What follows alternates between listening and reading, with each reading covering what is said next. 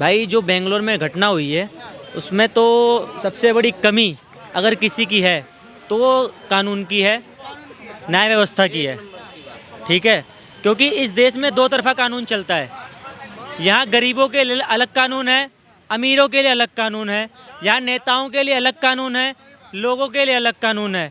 यहाँ ऐसे ही कुछ बच्चियाँ हैं, ऐसे कुछ लड़कियाँ, ऐसे कुछ औरतें हैं जिनके साथ गलत होता है उनको, और वो गलत जो करते हैं तो कोई रईस घर के बेटे होते हैं या कोई नेता होते हैं, उनको कोई जो है सज़ा नहीं मिलती। ठीक है, और वहीं हमें देखने को मिलता है, जैसे ही बेंगलोर में ये कांड हुआ है, हमें ऐसे को देखने को मिलता है या कोई लड़की किसी लड़के के ऊपर एक झूठा आरोप लगा देती है, उस बेचारे को 4 महीने 6 महीने 4 साल जेल काटनी पड़ जाती है। ये एक पहला केस आया है हम लोगों के और आप लोगों की नज़र में कि उस बंदे का, ये बंदा भी इसके मतलब किसी की नज़रों में नहीं आता, ये खबर भी दब जाती, किसी को पता नहीं चलता। सबसे बड़ी अच्छी बात क्या की है उस लड़के ने, जो 24 पेज का एक नोट बनाया और 1.5 घंटे की वीडियो बनाई मरने से पहले, और इस प्रशासन की जो आँख में जो पट्टी बंधी है उसको उसने खोलने का प्रयास किया। ठीक है, तो कहीं ना कहीं मैं कहना चाहूँगा कि आप ऐसी व्यवस्था ना बनाएं जो दो आँख करती हो। एक तरफ आप व्यवस्था बना रहे हो कि मतलब जो खुलेआम जो रेप करके बैठे हुए हैं वो आज़ाद घूम रहे हैं, और आप एक कानून व्यवस्था ऐसी बना रहे हो कि जो व्यक्ति अपनी बीवी को ब्याह के लाता है, उसको आप पूरी ज़िंदगी पालता है, पोसता है, बच्चों को पढ़ाता है, लिखाता है, और उसके ऊपर जब ऐसा इल्ज़ाम डाला जाता है और वो आत्महत्या करने पे जो विवश हो जाता है। कहा गया है कि जो है हमें 40,000 रुपये मंथली चार्ज चाहिए। हमें बताया गया है कि 4-5 लाख रुपए वो मांग रहे थे, वो चाहिए। मैं कह रहा हूँ आपको पैसा क्यों चाहिए, आप ज़िंदगी में रहो ना उसके साथ, वो आपको पालेगा, आपको खिलाएगा, जो उसके बच्चे हैं उनकी परवरिश करेगा, उनको शिक्षा देगा, तो आपको तलाक ही क्यों चाहिए। सीधा कहना है, हमारे देश की सारी नहीं मगर 1-2% लड़कियां या औरतें ऐसी हो चुकी हैं जो विवाह करती हैं, और विवाह करने के बाद सिर्फ जो हमारे देश का अंधा कानून है उसके दम पे तलाक लेती हैं, और तलाक लेने के बाद जो है उसकी आधी प्रॉपर्टी ले जाती हैं।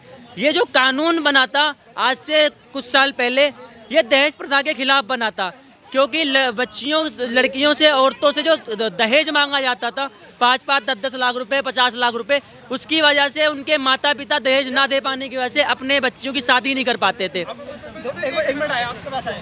हाँ जी, आपको क्या लगता है कि जो बेंगलुरु में जो घटना हुई है इसको किस नजर से देखते हैं? ये बहुत दुखद घटना है।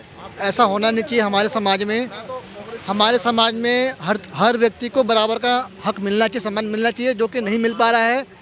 ये कहीं ना कहीं दिखाता है कि जो कानून है महिलाओं के लिए ज़्यादा बनाया गया है, पुरुषों के लिए थोड़ा कम है। आप भी देखोगे महिला आयोग बना, पुरुषों के लिए कोई ऐसा आयोग बना नहीं है।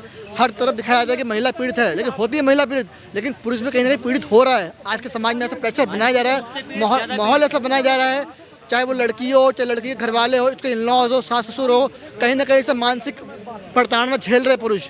तो इसके लिए यही है कि कानून एक बनना चाहिए पुरुषों के लिए भी, कि पुरुष अपनी आवाज़ उठा सके। उसके लिए एक आयोग बनना चाहिए कि वो इस तरह का सुसाइड ना करे, क्योंकि जो उस पुरुष है उसकी बीवी, उसके सास ससुर जिस तरह का मेंटल प्रेशर बना रहे हैं, वो बंदा काम करते हुए भी इसको झेल नहीं पाया ट्रॉमा का, और वो सुसाइड कर गया।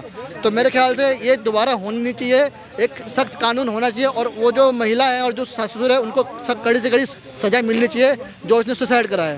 इस पर आप क्या कहोगे? मेरा भी यही बोलना है, मतलब मेरे हस्बैंड है ये, कि उन्हें ऐसा नहीं करना चाहिए। जैसे वो महिला है तो वो ये सोचती होगी कि हम महिला हैं, हम कुछ भी कर सकते हैं, कि पुलिस हमारी साथ है, लेकिन ऐसा नहीं करना चाहिए। जो उनके हस्बैंड है उन्होंने सुसाइड कर लिया है, तो मतलब मैं भी यही बोलना चाहती हूँ कि पुलिस कार्रवाई करे और उस महिला को सजा मिले। क्वेश्चन कीजिए। मेरा सवाल ये है कि जो 498 सेक्शन ए है उसे रिमूव करना चाहिए या नहीं करना चाहिए? सर मैं तो कहूँगा सेक्शन 498 को बिल्कुल रिमूव करना चाहिए। ठीक है, क्योंकि सेक्शन 498 जो बना था वो बना इसीलिए था कि जो है जो दहेज मांगा जाता था पहले लड़कियों से, उनका विवाह नहीं हो पाता था, उनके पिता जो है अपनी प्रॉपर्टियां बेच के उनकी शादियां करते थे। ऐसे लोगों जो दहेज मांगते हैं उनके लिए बना था। ठीक है, बट अब ठीक इसका उल्टा हो रहा है। अब क्या हो रहा है कि विवाह कर लिए, विवाह करने के बाद 2-4 महीने 6 महीने, देखो यार हर घर में लड़ाई झगड़ा होता है, हर घर में। मैं कह रहा हूँ बाप बेटे में होता है, माँ बेटे में। अब क्या बेटा बाप से कहेगा आधी प्रॉपर्टी हमारे नाम करो, वो जाके अपने पिता के ऊपर FIR दर्ज करवाएगा, केस लड़वाएगा। ठीक उसी तरह अगर कोई बंदा शादीशुदा है, वो उसकी बीवी अब क्या कर रही है, थोड़ी सी लड़ाई हुई, थोड़ा झगड़ा हुआ, जी हमें तलाक चाहिए, ठीक है ले जाओ। मगर तलाक अब जो हो रहा है वो सिर्फ अलग होने के लिए नहीं हो रहा, अब तलाक के साथ साथ उनको जो है व्यवस्था चाहिए, उनको खर्चा चाहिए। भाई अगर आपको खर्चा चाहिए, आपको सुरक्षा चाहिए, आप रहो, तलाक ही क्यों चाहिए, लड़ाई ख़त्म करो ना। मगर कहीं ना कहीं जो अगर कोई हमसे पूछे गलती किसकी, सीधा कहूँगा भाई गलती कानून की है। ठीक है, गलती वहाँ के जज की है जो 5 लाख रुपए लेके और उस केस को ख़त्म करने की बात कर रही थी, गलती उसकी है। अगर वहीं मैं कह रहा हूँ क्यों बैठे हैं ऐसे वकील, क्यों बैठे हैं ऐसे जज जो तलाक करवाने के लिए बैठे हैं। हमारे यहाँ देश में पहले था 1990 से पहले जो है लड़कियां सोचती थी सास कैसे मिलेगी, अब तो बेचारे माएँ सोच रहे आने वाली बहू कैसी मिलेगी, आने के बाद हमारा घर बसेगा या बिगड़ेगा, आने के बाद हमारा बेटा फांसी पे लटकेगा या जो है काम धंधा करेगा, अपना परिवार पालेगा। तो सीधा मैं कहना यही चाहूँगा कि जो कानून है वो हमारे देश में कानून 2 तरीके का है, गरीबों के लिए अलग है, अमीरों के लिए अलग है, नेताओं के लिए अलग है।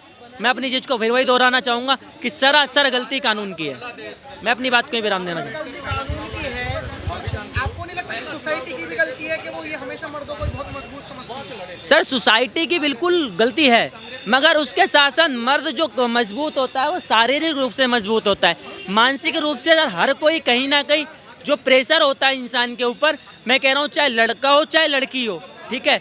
मगर हाँ एक चीज़ है, लड़कियों को अगर देखा जाए तो मानसिक रूप से एक वजह से कम हो सकती हैं जो लड़कियाँ हाउस वाइफ हैं। भाई साहब मैं आपसे कहूँगा माताएं बहनें क्या करना पड़ता है, खाना बनाना पड़ता है, आपको कपड़े धोने पड़ते हैं, आपको बच्चों को तैयार करके सुबह 6 बजे ठंड हो चाहे गर्मी हो चाहे बरसात तो आपको भेजना होता है। मगर आप कम से कम एक उस लड़के का, एक उस मर्द का इतना लिहाज तो कीजिए कि आप घर में कर रही हैं, चाहे बर्फ़ पड़ रही हो, चाहे बारिश हो रही हो, चाहे ठंड हो, चाहे गर्मी हो, चाहे तपती धूप हो, बंदा अपने घर से निकलता है कमाने के लिए। किसके लिए कमाता है भाई? कमाता है अपने घर वालों के लिए, अपनी बीवी के लिए, अपने बच्चे के लिए। अपने लिए अगर उसको कमाना होगा, आराम की ज़िंदगी गुजारेगा, ठीक है। तो कहीं ना कहीं जो सोच फैलाई गई है कि मर्द बहुत मजबूत होते हैं, भैया कहना चाहूँगा मर्द जितना ही मजबूत होता है ना, उतना ही वो मानसिक रूप से कमज़ोर भी होता है।